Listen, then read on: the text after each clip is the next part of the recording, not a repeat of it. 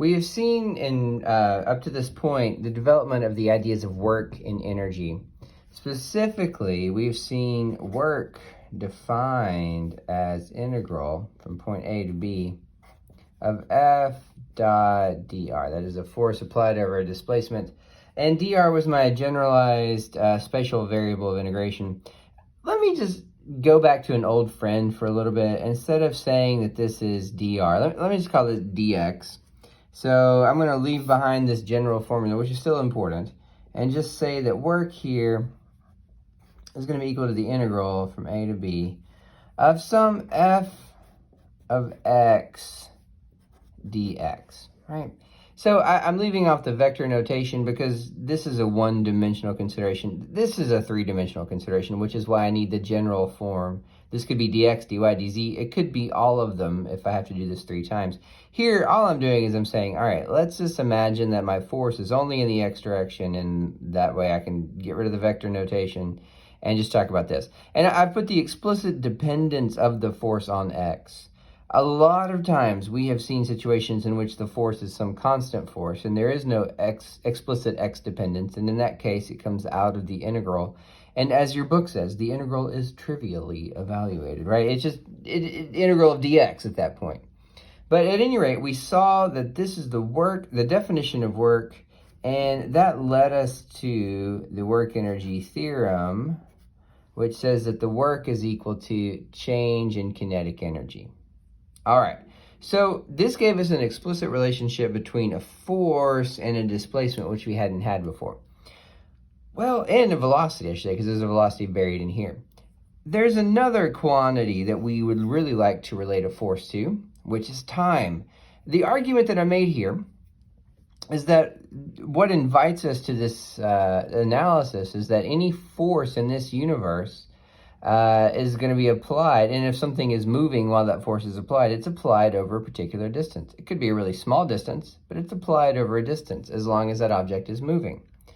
Well, I can say the same thing. In this universe, every process takes time, and so every force applied to an object is necessarily applied for a particular time.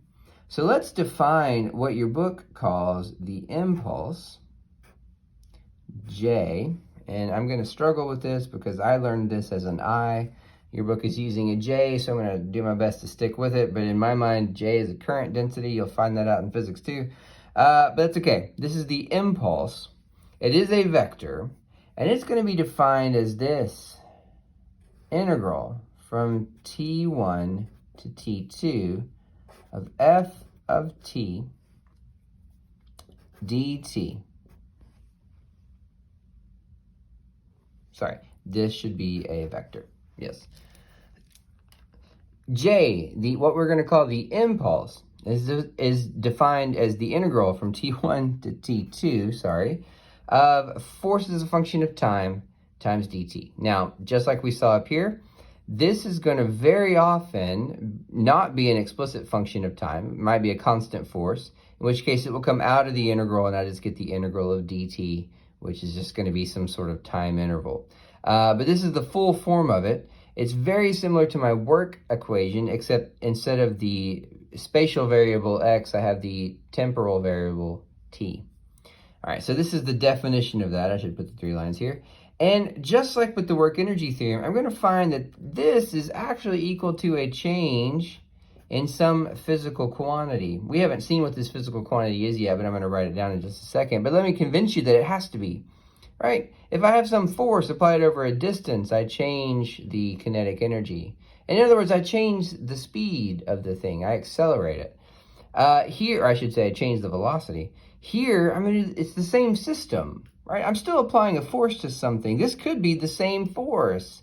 It's just that now I'm considering it from the perspective of time, not distance. But if I changed the physical movement of the object with work, I sure changed it with impulse here. I have to change it with impulse. It's the same physical system. I'm just looking at it from different perspectives. So let's say that this changes something. We're going to say this changes the symbol P, which is a vector.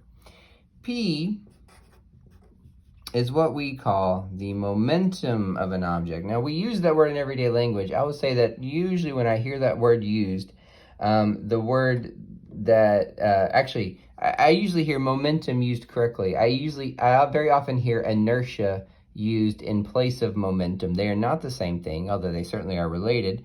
Inertia, remember, is the property of an object to resist changes in its motion.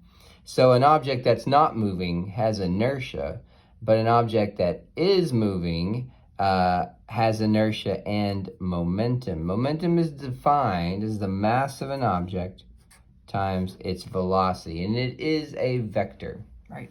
Inertia is a product of the mass. So if an object sitting still has inertia, it doesn't want to move, but it has no momentum. An object that's moving has momentum by virtue of its velocity and inertia. It also doesn't want to change what it's doing. So we're going to stick with momentum here. Momentum is mv. Compare that with kinetic energy. They both involve a mass. This one involves a velocity. This one involves a square of a velocity or a speed. But hopefully we're seeing some similarities here. They both involve this integral over some variable. Work is going to be the spatial variable. Impulse will be the temporal variable. And they both involve a change in a velocity or a speed, right? This is a change in speed. This is a change in velocity.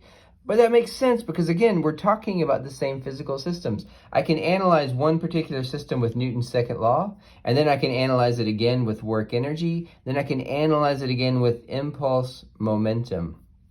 So the same system can be looked at in different perspectives. But keep in mind, we are looking at just the same systems we've been looking at so far.